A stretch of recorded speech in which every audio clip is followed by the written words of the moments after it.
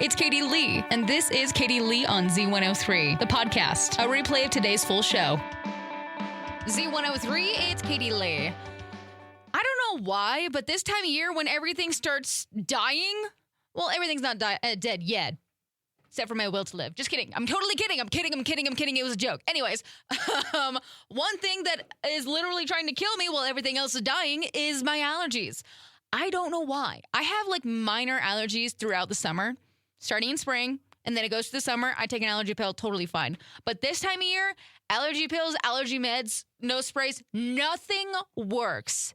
I wake up every single day and I feel disgusting. Absolutely disgusting. And I've never been able to find something that cures me.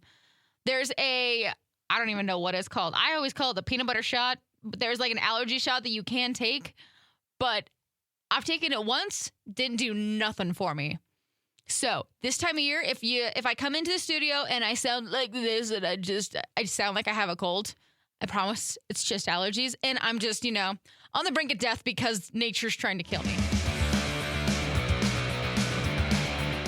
Ben Affleck's electric Ford ran out of juice on the LA freeway, and the paparazzi were there. They got all the pictures.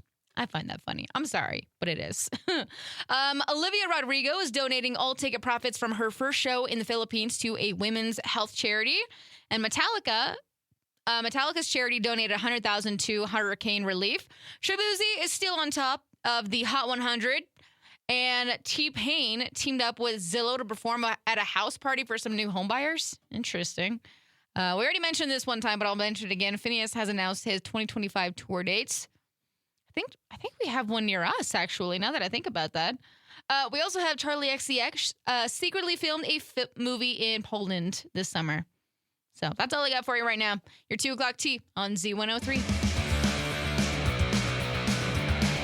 It's spooky season, but also weird product season. I don't know why we thought this was a good idea, but Airheads Candy just unveiled a candy-scented foot spray. I don't know how that's relevant to the candy industry whatsoever. And I guess you can sign up to win a can of it next Monday at airheadsfootspray.com if there's something you're into. I guess. Okay.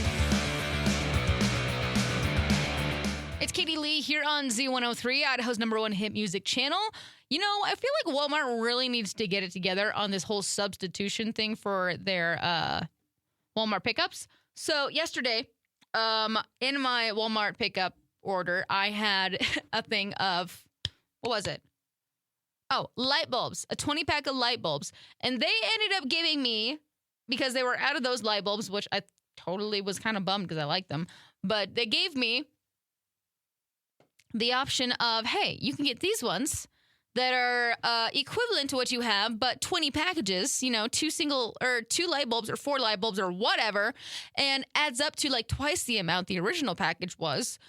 Or you can get colored light bulbs. I'm just like, how is that what I need? No. I mean, granted, they did give me light bulbs, and so we got that figured out. But then another one that they did mess up for me, this was a while ago. I needed, ladies, the cotton pads we use to wipe off our makeup. I had those in my cart, and they're just like, sorry, we don't have those. Instead, how about a 20-pack of toilet paper? I'm just like, no. I know that you have like equivalent to makeup wipes or other different types of the cotton rounds. Why toilet paper? So, I mean, okay. It was similar, but not similar enough. So, I know that there's people out there with weird Walmart substitutions, but this one was just, I'm really tired of having to go in and choosing my substitutions. Like, can you just have the items in stock for me, please? I'm going to be completely honest. I didn't even know that this was actually possible, but last weekend, 16-year-old kid became the first person to completely defeat the original NES Tetris. Literally, he used a Crash Resident version of the game and made it to Rebirth, where the game rolls back to the start. What? Most people that I know only make it to maybe round 2, maybe round 3. How do you make it to Rebirth? How many rounds is that? That's insane. Z103, it's Katie Lee. I love this lady already. So we have a British lady, TZ Hodson, one of her letters finally got delivered 50 years later. In 1976, she applied to be a motorcycle stunt rider, and she never heard back. First of all, that's awesome. And I guess it turns out that her letter was stuck behind a drawer at the post office this whole entire time, and it finally arrived with a note saying only about 50 years late. So TZ didn't let that stop her. She went on to become a snake handler, aerobatic pilot, and flying instructor. And even cooler, someone else got a postcard delivered 121 years late, which is insane. So let's check our mailboxes, watch for letters and everything. But still, a motorcycle stunt rider, that would have been so cool. I didn't even know that was an option. I might be doing a career change. I'm joking, I'm not, but that's pretty freaking awesome.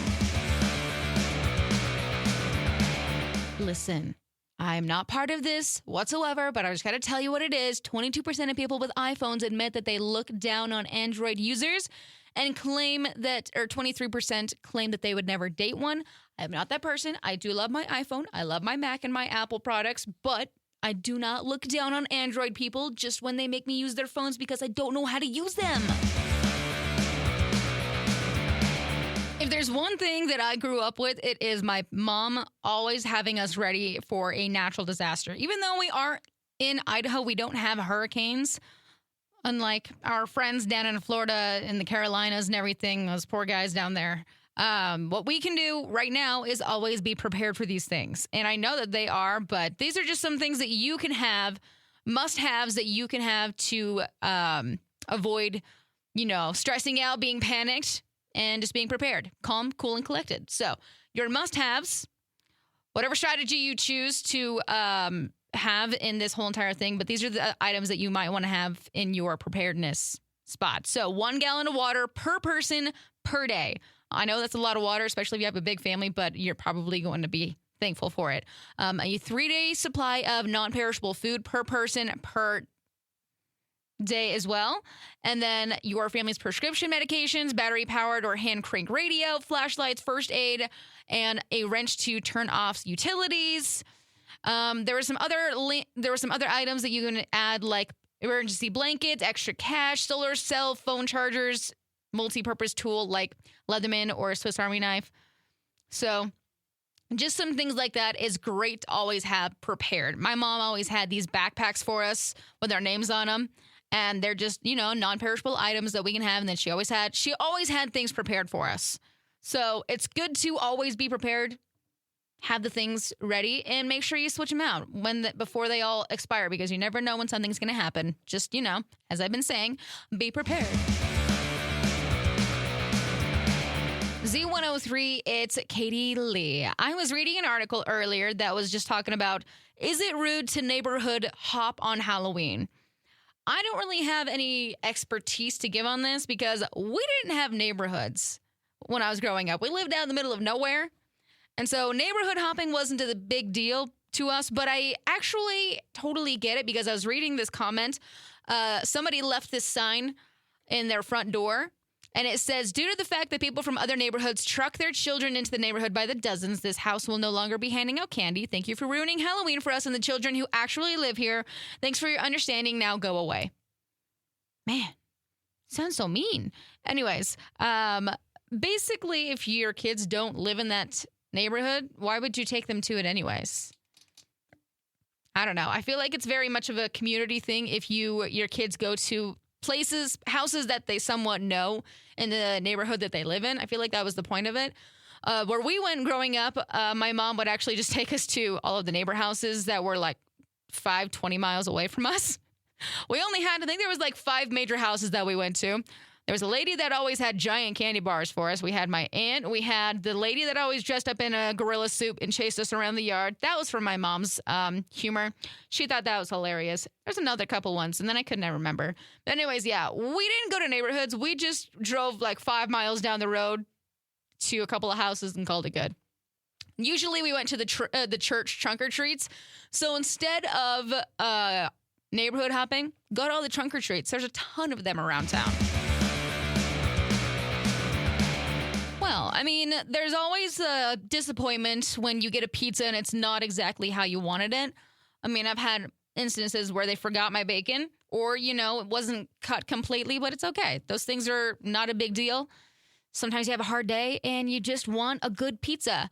But this is not the reaction you want to have. A 22-year-old lady in Florida, I don't know how to say her name, so we're just going to call her Holly.